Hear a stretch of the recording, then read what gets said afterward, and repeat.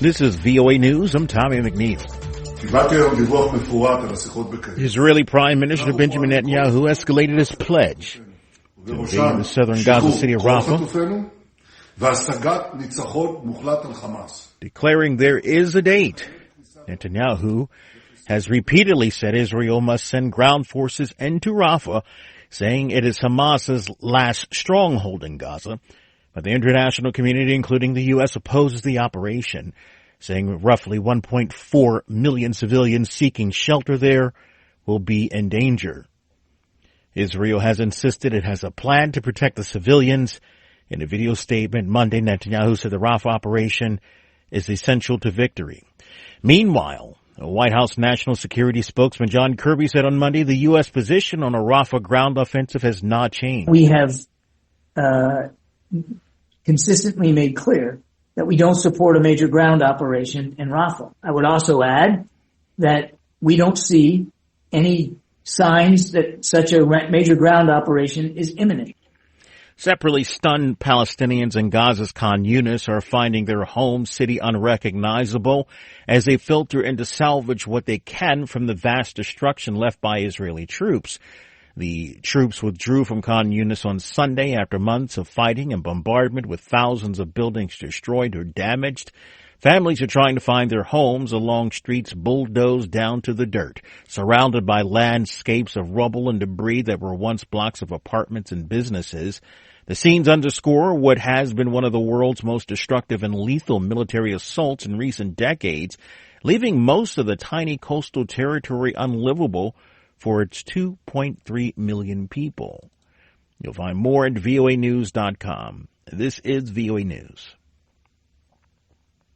Iran's foreign minister has accused the United States of giving Israel the green light for a strike on its consulate building in Syria that killed 7 Iranian military officials, including generals. The reiterated Tehran's vows that it will respond to that attack, widely blamed on Israel, that appeared to signify an escalation of Israel's targeting military officials from Iran, which supports militant groups fighting Israel and Gaza and along its border with Lebanon. The attack that killed the General Mohammad Reza Zahidi, a senior military official in the Iranian Revolutionary Guard's Quds Force, and worsened fears of the war spiraling into the rest of the Middle East. The Biden administration has insisted that it had no advance knowledge of that airstrike. Ethnic guerrillas in Myanmar look set to seize an important town on the Thai border from military. Guerrilla fighters from Myanmar's Karen ethnic minority are claiming to be close to seizing control of a major trading town bordering Thailand. Soldiers and civil servants loyal to the military government appear to be preparing to abandon their positions. A spokesperson and members of the Karen National Union say their occupation of Mayawadi appears imminent after the guerrillas seized or besieged army outposts on the town's outskirts. Mayawadi is Myanmar's most active trading post with Thailand, and its fall will be the latest in a series of shock defeats recently suffered by the army. I'm Charles Tilledesma. AP correspondent Ben Thomas reports on another month of record heat. You may have had some cold days last month, but for Earth as a whole, March was the hottest March on record. Data from the European Climate Agency Copernicus shows temperatures averaged 14.14 degrees Celsius worldwide, topping the previous record from 2016 by 1/10 of a degree. Compared with the late 1800s, before the burning of fossil fuels began scaling up, it was warmer by 1.68 degrees. And March was the 10th month in a row to set a heat record. Climate scientists attribute most of that to human-caused climate change, from carbon dioxide and methane emissions produced by the burning of coal, oil, and natural gas. I'm Ben Thomas. The Vatican has declared that gender-affirming surgeries and surrogacy are grave violations of human dignity. A new document from the Doctrine Office puts them on par with abortion and euthanasia as practices that violate God's plan for human life. In its most eagerly anticipated section, the Vatican flat out rejected gender theory, or the idea that one's gender can be changed. It said God created man and woman as biologically different, separate beings, and said people must not tinker with that plan or try to make oneself God. I'm Tommy McNeil, VOA News.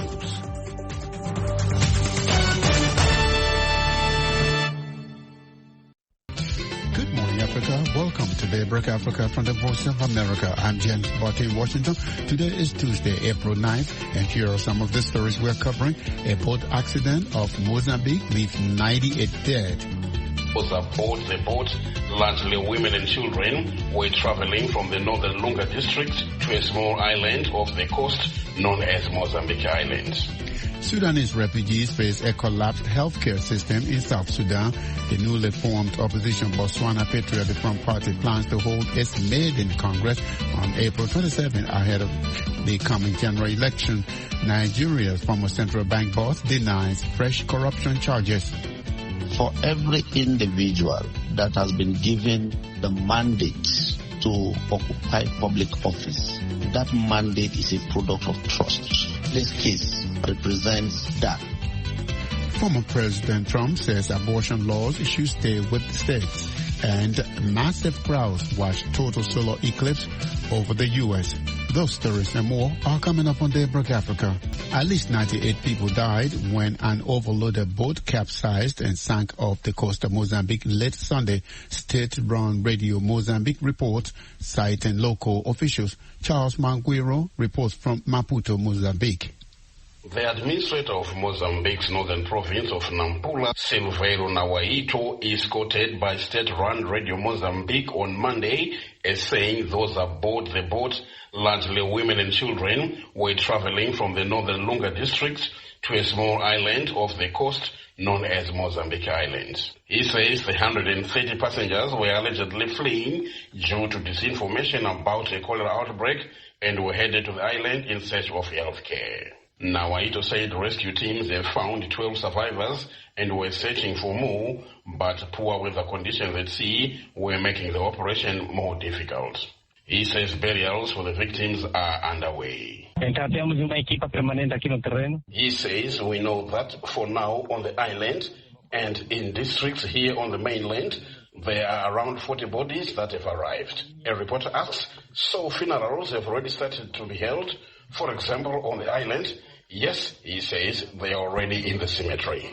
According to Silveiro Nawaito, 91 of the bodies were found on Sunday and 6 others early on Monday. Since January, Mozambique has been battling to contain a deadly cholera outbreak in its northern regions, a health crisis that has also affected neighboring countries such as Malawi and Zambia. The Secretary of State in Nampula Province, Jaime Neto, told VOA in a telephone interview that the boat could have been hit by a giant wave, but it was also overcrowded and not suitable to carry passengers. He says it was all due to misinformation about the cholera, but people were just escaping the cholera and ran to this boat, and there were a lot of children. So there was overcrowding in this boat, and also because it was not prepared to take passengers. It ended up sinking and creating this situation that the province regrets. Boat travel is a major means of transport in Mozambique, which has a dilapidated road network. Accidents, unfortunately, are common on the country's rivers, lakes and Indian Ocean's coast, mostly due to poorly maintained boats or overcrowding. Charles Manguiro for VOA News, Maputo, Mozambique.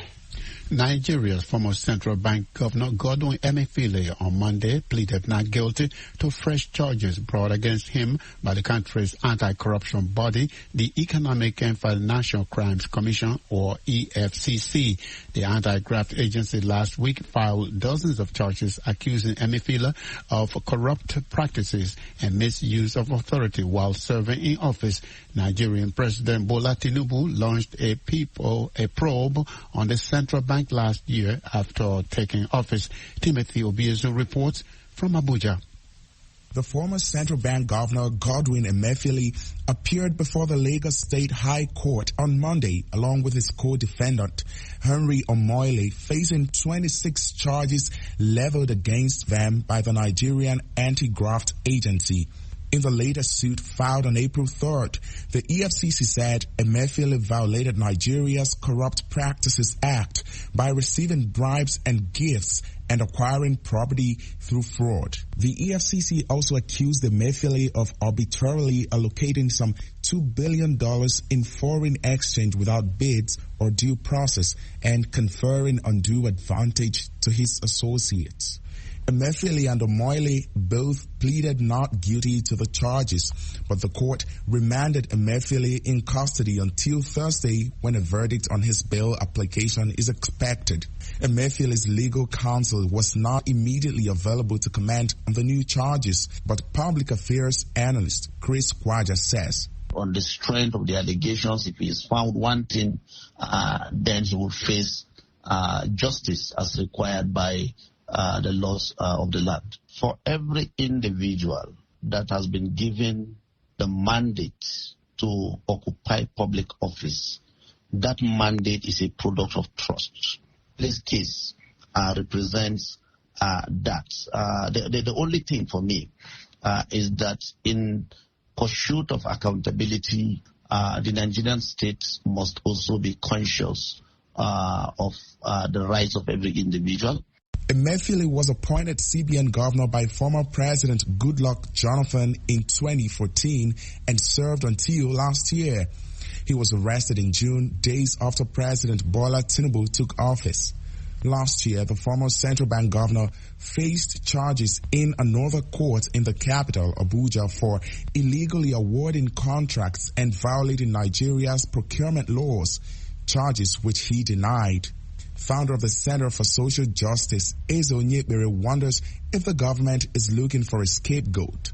I'm getting a bit worried because we've seen this happen before in previous administrations. But let it not appear to be looking for a fall guy, somebody that could easily be shaken up and trying to provide excuses for the inability to manage the economy very well. It's beginning to look a little bit not based on empirical legal evidence. Emefiele withdrew from a possible presidential bid in 2022. Last July, Tinubu hired a special investigator to scrutinize the operations of the central bank under Emefiele. On Friday, the investigator said his work was complete, but his report has not been released. Timothy Obiezu, VOA News, Abuja, Nigeria. Political violence in Sudan is forcing thousands of refugees, many of them children, to neighboring South Sudan for safety. There, they face a different threat, a collapsing healthcare system that's not able to provide them with the care they need. Sheila Pony reports from Rank, Upper Nile State, South Sudan. Refugees fleeing fighting in Sudan arrive in Joda, a transit point between Sudan and South Sudan. 12-year-old Bahita Al-Mahad endured the grueling multi-day journey on foot shortly after being diagnosed with breast cancer. Bahita is feeling sick today and her mother, Naima Abdallah, speaks for her. It started out with some rashes and chest pain, then developed into something hard like a stone. Bahita's skin started to fall off, and it was getting worse and worse from there. That is when they realized that it was something serious. According to aid group Save the Children, more than 600,000 Sudanese refugees and South Sudanese returnees have crossed into South Sudan since last April. The region is already facing a severe hunger crisis and an overburdened healthcare system. For the new arrivals, this border town proved less than they hoped for. Upper Nile State Minister of Information, Lucas Sadala, says deaths in the camp are on the rise. I have reported 194. From 194, only one women and one man. But most of them, the children. The problem is that diarrhea. This is the problem for the children. The country's health sector got a shock earlier 2023 when international donors cut their contributions.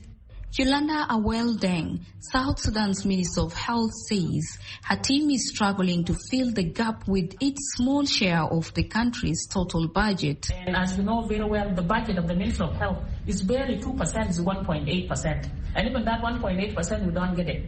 So, and when we get it and we try to push, the amount of commodities and also the personnel we take there is not enough. Iwel Lual Iwel, the medical director at Reng Civil Hospital in Upper Nile State, explained local medical facilities are not equipped to handle chronic diseases. Patients with cancers like breast cancers, cervical cancer, and a different form of cancers, and others they were on chemotherapy, and when they came here, as we are a county hospital, and there are some cases we cannot be handling them. Pahita Al-Mahad's mother says her daughter survives on 1 meal a day and her condition has worsened since arriving in Jeddah. Some families say they will stay in South Sudan, while others such as Pahita hope the war back home will end soon so they can return to Sudan and get the specialized treatment they need. Sheila Oponi, VOA News, Reng, South Sudan. You are listening to Daybreak Africa on the Voice of America. I'm James Botti in Washington. Today is Tuesday, April 9th. For more Africa news and features, visit our website at voaafrica.com. Connect with us on all social media platforms. We are on Facebook, Twitter, and Instagram.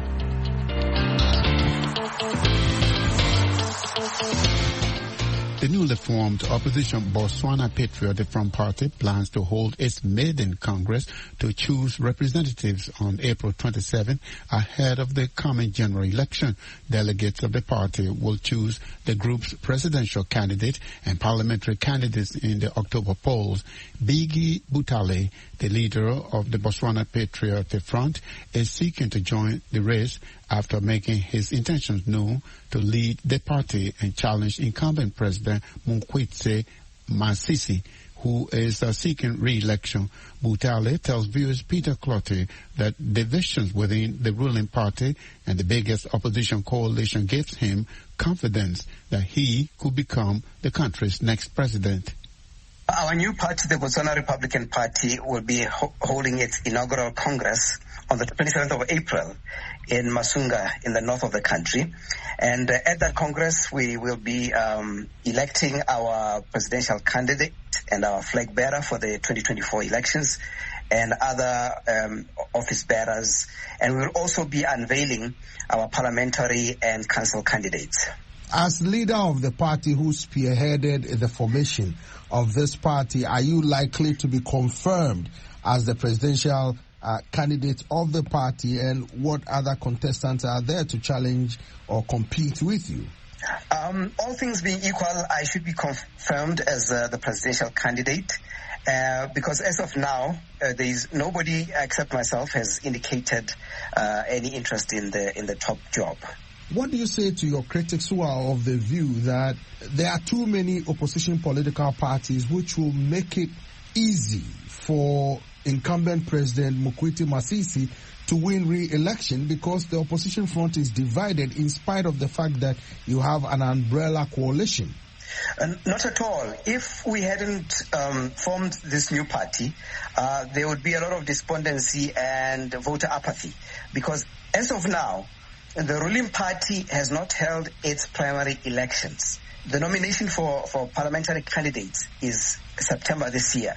And as of now, they have not held any primary elections. We don't know who their presidential candidate is. We don't know who their members of parliament and councillors are going to be. And that is not only in the ruling party, but even the main opposition, the Umbrella for Democratic Change, has not held its primary elections. And further, one of the biggest member, the Botswana Patriotic Front, has left the Umbrella for Democratic Change. So there is a lot of disarray, not only in the ruling party, but also in the main opposition party. And I believe that presents a unique opportunity for a third party that is more stable, that is visionary, that is fresh, to attract the electorate. Otherwise, if we are not there, like I said, there will be despondency and a great deal of voter apathy. Biggie, your critics are saying you have been given some money by the ruling party to cause or create confusion within the opposition alliance just to divide the front. form your own political party, divide the opposition front, and allow the ruling party to maintain its dominance in Botswana politics since the country gained independence. Yes, that rumor was started by the Umbrella Coalition. And the interesting thing is that, like I said, the second biggest party in the coalition has left the umbrella. And a lot of the members from that coalition group have been calling me and apologizing. And they are saying that what I was saying about the umbrella was correct. Because I didn't want my former party to join the umbrella because of the weaknesses I saw in the coalition, and also because there was really no management. Biggie Butale is the leader of the Botswana Patriotic Front Party. He was speaking with VOA's Peter Clotty. Judges in South Africa will today, Tuesday, rule on whether former President Jacob Zuma will be allowed to appear on the ballot in the May 29th election. Zuma, who is running for a new opposition party, has appealed a decision by electoral officials to bar him from the vote over a 2021 conviction. On Monday, the French news agency AFP reports that the 81-year-old was in court in Johannesburg as lawyers debated the case. Zuma was sentenced to 15 months in jail in June 2021 after refusing to testify to a panel probing financial corruption and cronyism under his presidency. U.S. presidential candidate Donald Trump says laws against abortion should continue to be made by each state. That position goes against some of his supporters who want a nationwide abortion ban. VOA's correspondent Scott Stern has our story. Abortion as a divisive issue in this presidential election gained new momentum last week, with Florida's High Court approving a law banning abortions in the state after 6 weeks. That brought renewed questions for presumptive Republican presidential nominee Donald Trump about whether he supports prominent members of his party who want a nationwide abortion ban. On his social media site Monday, Trump said each state should decide on its own. Many states will be different. Many will have a different number of weeks, or some will have more conservative than others, and that's what they will be. At the end of the day, this is all about the will of the people. States have those rights following a 2022 Supreme Court decision that overturned nearly 50 years of federal protections for abortions. In his video, Trump thanked 6 justices by name, including the 3 appointed by him, saying he is proudly the person responsible for ending federal abortion protections. My view is now that we have abortion where everybody wanted it from a legal standpoint, the states will determine by vote or legislation or perhaps both, and whatever they decide must be the law of the land, in this case, the law of the state. Joe Biden's been campaigning hard on reproductive rights, vowing to return federal abortion protections that were decided in the case Roe v. Wade. Folks, if America sends me a Congress that are Democrats, I promise you, Tom and I will restore Roe v. Wade as the law of the land again. Biden's running mate and Vice President Kamala Harris is part of a campaign to link Trump to more extreme abortion views. How dare these elected leaders believe they are in a better position to tell women what they need, to tell women what is in their best interest. We have to be a nation that trusts women. Harris and Biden are focusing on reproductive rights as abortion has been a losing political issue for Republicans since the Supreme Court decision, with 2 high-profile losses in referendums in Ohio and Kansas.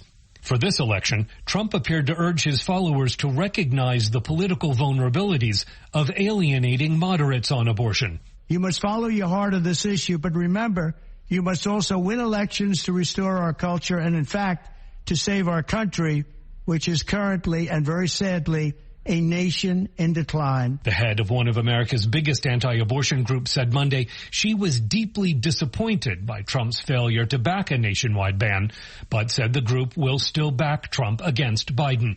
Issues of reproductive rights in this presidential election will also be fueled by a coming Supreme Court decision on whether to tighten restrictions on access to the drug used to start most medication abortions. Scott Stearns, VOA News.